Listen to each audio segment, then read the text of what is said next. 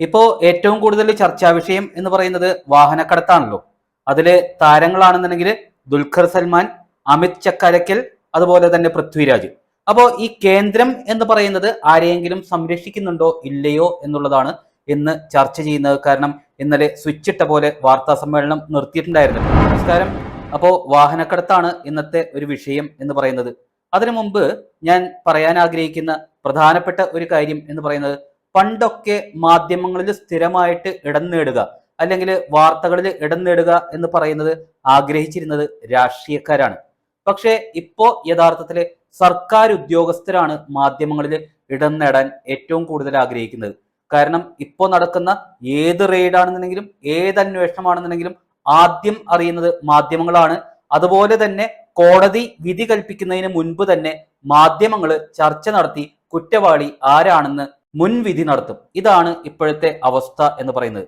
സത്യത്തിൽ അപ്പോ ഈ ഇന്നലെ നടന്ന വാഹന കടത്തുമായിട്ട് ബന്ധപ്പെട്ട റെയ്ഡ് എന്ന് പറയുന്നത്, ആ റെയ്ഡില് കേന്ദ്ര സർക്കാരാണല്ലോ പ്രധാനമായിട്ട് ഉൾപ്പെടുന്നത്. അതായത് കസ്റ്റംസ് ഡിപ്പാർട്ട്മെന്റ് എന്ന് പറയുന്നത് കേന്ദ്ര സർക്കാരിന്റെ കീഴിലാണ്.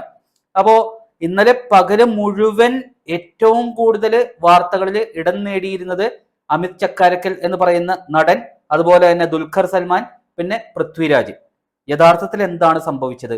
ഈ വാർത്താ സമ്മേളനം പെട്ടെന്ന് സ്വിച്ചിട്ട പോലെ നിർത്തിയപ്പോൾ അവിടെ അതിന്റെ പിന്നിൽ പ്രവർത്തിച്ചത് എന്താണ് എന്നുള്ളത് കൃത്യമായിട്ട് ചർച്ച ചെയ്യണം. സത്യം ജനങ്ങൾ അറിയണം എന്നുള്ളതാണ്. അതായത് ആദ്യം തന്നെ റെയ്ഡ് നടക്കുന്നു.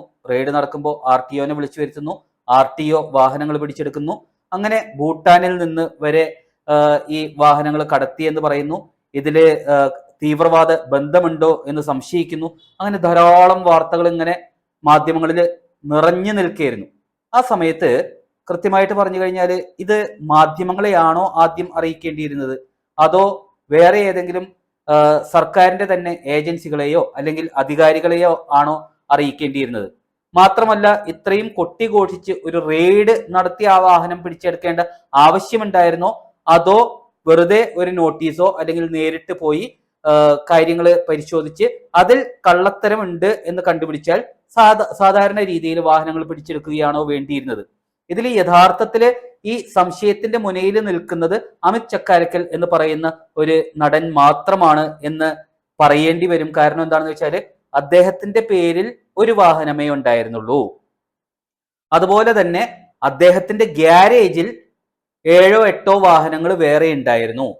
ഈ കടത്തിക്കൊണ്ടുവരുന്ന അനധികൃതമായിട്ടുള്ള ആ വാഹനങ്ങൾ എന്ന് പറയുന്നത് എല്ലാം റിപ്പയറിന് വേണ്ടി അല്ലെങ്കിൽ മോഡിഫിക്കേഷന് വേണ്ടി ഇദ്ദേഹത്തിന്റെ ഗ്യാരേജിൽ തന്നെ എന്തുകൊണ്ട് വന്നു എന്നുള്ളത് സംശയാസ്പദമാണ്. അതുകൊണ്ട് അദ്ദേഹത്തെ സംശയിക്കാം.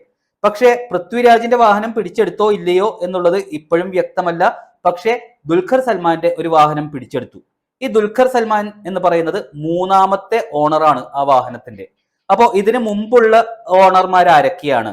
അതുപോലെ തന്നെ 3ാമത്തെ ഓണർ എന്ന് പറയുമ്പോൾ ഈ കള്ളക്കടത്തുകാരുമായി ദുൽഖർ സൽമാന് നേരിട്ട് ബന്ധമുണ്ടോ, അതോ അറിയാതെ ചതിയിൽപ്പെട്ടതാണോ എന്നുള്ളതെല്ലാം പരിശോധിക്കേണ്ടതാണ്. അപ്പോൾ ഇതിന്റെ അന്വേഷണം എന്ന് പറയുന്നത് പ്രാഥമിക ഘട്ടത്തിൽ മാത്രമാണ്. പക്ഷേ ഈ മാധ്യമങ്ങളുടെ ആവശ്യപ്രകാരം തന്നെ ഈ കസ്റ്റംസ് കമ്മീഷണർ എന്ന് പറയുന്നത് 6:30 മണിക്ക് വൈകിട്ട് ഒരു പത്രസമ്മേളനം വിളിക്കാൻ തയ്യാറായി. ആ പത്രസമ്മേളനം നടന്നുകൊണ്ടിരിക്കുമ്പോൾ കൃത്യമായിട്ട് അതിനിടയ്ക്ക് തന്നെ ഒരു ഫോൺ കോൾ അദ്ദേഹത്തിന് വരുന്നു. നിരന്തരമായിട്ട് ഫോൺ കോൾ വരുന്നുണ്ടായിരുന്നു. അത് അദ്ദേഹം അറ്റൻഡ് ചെയ്തില്ല. പക്ഷെ നിരന്തരമായിട്ട് വന്നതുകൊണ്ട് അദ്ദേഹം അവസാനം അറ്റൻഡ് ചെയ്യുന്ന ഒരു അവസ്ഥയുണ്ടായി. ആ സമയത്ത് മൈക്കുകളെല്ലാം ഓൺ ആയിരുന്നു. അദ്ദേഹം നേരിട്ട് മൈക്കിന്റെ മുമ്പിൽ ഇരുന്ന് തന്നെ ആ ഫോൺ കോൾ അറ്റൻഡ് ചെയ്തപ്പോൾ ആരോ ചെവിയിൽ വന്ന് സ്വകാര്യം പറഞ്ഞു. അതോടെ അദ്ദേഹം എഴുന്നേറ്റ് മാറി നിന്ന് സംസാരിക്കുന്ന ഒരു അവസ്ഥയുണ്ടായിരുന്നു. അപ്പോൾ അതിൽ സർ സർ എന്ന് വിളിച്ചു എന്നുള്ളതാണ് പിന്നീട് വിവാദമായത്. പിന്നെ ദുൽഖർ സൽമാനും പൃഥ്വിരാജും ഈ അമിത് ചക്കാരക്കലും എല്ലാം മാധ്യമങ്ങളിൽ നിന്ന് ഔട്ടായി. പിന്നെ മുകളിൽ നിന്നുള്ള വിളി ആരുടെയായിരുന്നു? കേന്ദ്രം ആരെയാണ് സംരക്ഷിക്കാൻ ശ്രമിക്കുന്നത്? ഇങ്ങനെയുള്ള രീതിയിലുള്ള വളച്ചൊടിച്ച വാർത്തകളിലേക്ക് പോയി. സത്യത്തില് ഈ മാധ്യമങ്ങളോട് ചോദിച്ചു കഴിഞ്ഞാല് കൃത്യമായിട്ട് അറിയാൻ പറ്റും. ഈ മാധ്യമങ്ങൾ എല്ലാവരും തന്നെ ഈ കസ്റ്റംസ് കമ്മീഷണറെ അതിനുശേഷം ബന്ധപ്പെട്ടു. അതിനുശേഷം അദ്ദേഹം അതിന് വിശദീകരണം കൊടുക്കുകയും ചെയ്തു. പക്ഷെ മാധ്യമങ്ങൾ ഭൂരിഭാഗവും ആ വാർത്ത പുറത്തോട്ട് വിട്ടില്ല എന്നുള്ളതാണ് സത്യാവസ്ഥ. കൃത്യമായിട്ട് പറഞ്ഞാൽ, ഞാൻ നേരത്തെ പറഞ്ഞ ഈ ദുൽഖർ സൽമാൻ എന്ത് തെറ്റാണ് ചെയ്തത്? അതായത് 3ാമത്തെ ഓണർ എന്ന് പറയുമ്പോൾ ആദ്യം തന്നെ ഈ വാഹനം കടത്തിക്കൊണ്ടുവന്ന് ഒരാൾ ഇന്ത്യയിൽ രജിസ്റ്റർ ചെയ്തു. അതിനുശേഷം മറ്റൊരാൾക്ക് വിറ്റു.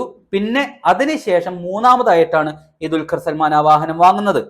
അപ്പൊ ദുൽഖർ സൽമാൻ സാധാരണ ഒരു സെക്കൻഡ് ഹാൻഡ് വണ്ടി വാങ്ങി എന്നല്ലേ അവിടെ വരുന്നത്. അപ്പോ യഥാർത്ഥത്തിൽ മാധ്യമ ശ്രദ്ധ പിടിച്ചുപറ്റാൻ വേണ്ടി ഈ സർക്കാർ ഉദ്യോഗസ്ഥര് കാണിച്ച നാടകം എന്ന് പറയുന്നത്, ആ നാടകത്തിനെ കേന്ദ്ര സർക്കാർ അനുകൂലിക്കുന്നില്ല. യഥാർത്ഥത്തിൽ ഒരു അന്വേഷണം നടത്തി യഥാർത്ഥ കുറ്റവാളി ആരാണ് എന്നുള്ളത് കേന്ദ്ര സർക്കാർ കണ്ടുപിടിക്കാൻ ശ്രമിക്കുന്നു എന്നുള്ളതല്ലാതെ, ഈ തുടക്കത്തിലുള്ള അന്വേഷണത്തിൽ തന്നെ ആരാണോ മുന്നിൽ നിൽക്കുന്ന വ്യക്തികൾ അവരുടെ ആ ഒരു നല്ല പേര് കളഞ്ഞു കുടിക്കാനോ അല്ലെങ്കിൽ അവരെ വ്യക്തിഹത്യ ചെയ്യാനോ കേന്ദ്ര സർക്കാരിന്റെ ഡിപ്പാർട്ട്മെന്റുകൾ ആഗ്രഹിക്കുന്നില്ല എന്നുള്ളതാണ് ഇവിടെ വ്യക്തമാവുന്നത്. അതായത് ആ ഫോൺ കോളിൽ കൃത്യമായിട്ട് ഈ കസ്റ്റംസ് കമ്മീഷണർ എന്ന് പറയുന്നത് സംസാരിച്ചതിന് ശേഷം അദ്ദേഹം മാധ്യമങ്ങൾക്ക് കൃത്യമായിട്ടുള്ള വിശദീകരണം നൽകി. അത് ക്യാമറയുടെ മുമ്പിലല്ല എന്നുള്ളതാണ്. അദ്ദേഹം നൽകിയ വിശദീകരണത്തിൽ പറയുന്നത് അദ്ദേഹത്തിന് വന്ന കോൾ ദില്ലിയിൽ നിന്നാണ്. ആ ദില്ലിയിൽ നിന്നുള്ള കോളിൽ പറഞ്ഞിരിക്കുന്നത്, ഈ ഒരു വാഹനക്കടത്തുമായിട്ട് ബന്ധപ്പെട്ട കേസ് എന്ന് പറയുന്നത് അന്വേഷണത്തിന്റെ പ്രാരംഭഘട്ടത്തിലാണല്ലോ, ആ സമയത്ത് തന്നെ ഇതുപോലെയുള്ള പ്രസ് മീറ്റിന്റെ ആവശ്യമുണ്ടോ? യഥാർത്ഥത്തിലുള്ള കുറ്റവാളി ആരാണ് എന്ന് കണ്ടെത്തി, അതുപോലെ തന്നെ ആ കണ്ടെത്തിയതിന് ശേഷം അത് രാജ്യവിരുദ്ധ പ്രവർത്തനമാണ് അല്ലെങ്കിൽ കള്ളക്കടത്താണ്, ടാക്സ് വെട്ടിപ്പാണ് എന്നുള്ളതെല്ലാം വ്യക്തമായതിനു ശേഷം മാത്രം ഇത് മാധ്യമങ്ങൾക്ക് മുമ്പിൽ പറഞ്ഞാൽ പോരെ? മുൻവിധി ഒരു മാധ്യമത്തിന് കൊടുക്കേണ്ട ആവശ്യമുണ്ടോ? അല്ലെങ്കിൽ കുറ്റവാളികളെ മുന്നേ തന്നെ നിശ്ചയിക്കാനുള്ള ആ ഒരു അമിത സ്വാതന്ത്ര്യം അല്ലെങ്കിൽ വൃത്തികെട്ട മാധ്യമ പ്രവർത്തനത്തിന് ചുക്കാൻ പിടിക്കേണ്ട ആവശ്യം ഒരു ഉദ്യോഗസ്ഥനുണ്ടോ എന്നുള്ള ചോദ്യങ്ങളാണ് ഇൻഡയറക്റ്റ് ആണെന്നുണ്ടെങ്കിലും ഈ ദില്ലിയിൽ നിന്നുള്ള കോളിൽ വന്നത്. അപ്പോ അത് കാരണം പെട്ടെന്ന് പറ്റിയ അബദ്ധം മനസ്സിലാക്കി അദ്ദേഹം പ്രസ് മീറ്റ് സ്വിച്ച് ഇട്ട പോലെ നിർത്തി എന്നുള്ളതാണ് സത്യാവസ്ഥ. ഇത് എല്ലാ കേസുകളിലും നടക്കുന്നതാണ്. അതായത് മാധ്യമങ്ങളുടെ മുമ്പിൽ ഒരു കേസ് വരുമ്പോ മാധ്യമങ്ങൾ മാധ്യമ വിചാരണ നടത്തുന്നു.